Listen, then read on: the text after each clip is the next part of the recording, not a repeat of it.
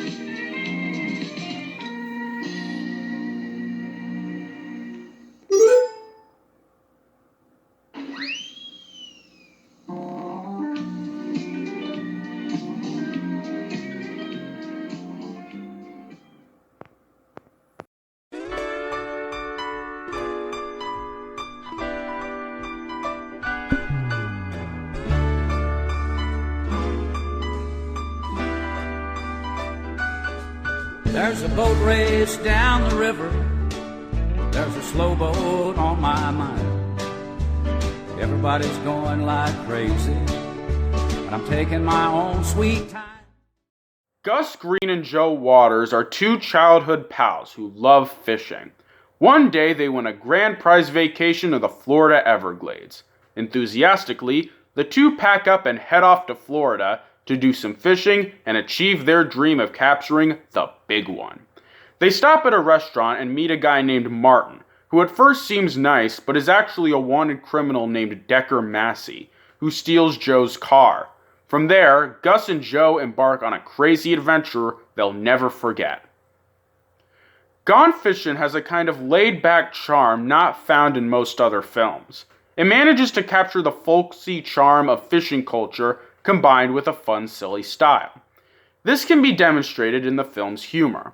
While some humor in this film is slapstick-based, most of the humor is based around quick and funny interactions. The dialogue is very snappy and witty, laced with the film's particular brand of charm. Also, Joe and Gus are absolutely fantastic characters. They're incredibly fun, wholesome, and lovable, and they have a really nice, heartwarming friendship. Similar to Bud and Doyle from Biodome, Joe and Gus have a fun, idiotic, silly charm that makes them enjoyable, brilliantly supported by the performances of Pesci and Glover. They are clearly having the time of their lives playing these live-action cartoon characters. Joe and Danny give really enthusiastic performances, which in turn helps engage the audience. The other characters are also pretty good. Decker is a very intimidating bad guy. At first he gives off a suspicious edge, but as he sits there talking to Joe and Gus, you're tricked into thinking he's a nice guy along with them. Also, he plays well off the silliness of Joe and Gus. Next are Rita and Angie, two FBI agents who are after Decker. While the film never explicitly states that they're part of the FBI, the two are obsessively after Decker and never tell anybody why, so I assume they're undercover agents of some sort. They don't really have that much personality, but contrast well off Joe and Gus regardless. There's also Phil Beasley, a boatyard owner, who tricks Joe and Gus into buying an expensive boat. He is hilarious. He's one of the sleaziest characters I've ever seen, lying through his teeth and so obviously full of BS.